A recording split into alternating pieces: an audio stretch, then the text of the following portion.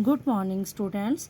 Today you will learn X says X and X says X.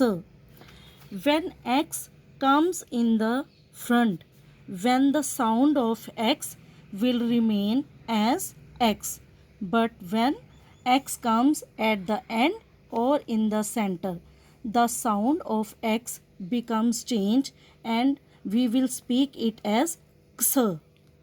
Now read with me. X says X. X for X-ray.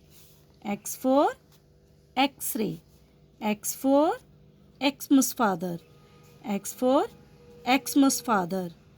X for Xmas tree. X for Xmas tree. And we will cut this word because this word does not indicate the X or the X sound.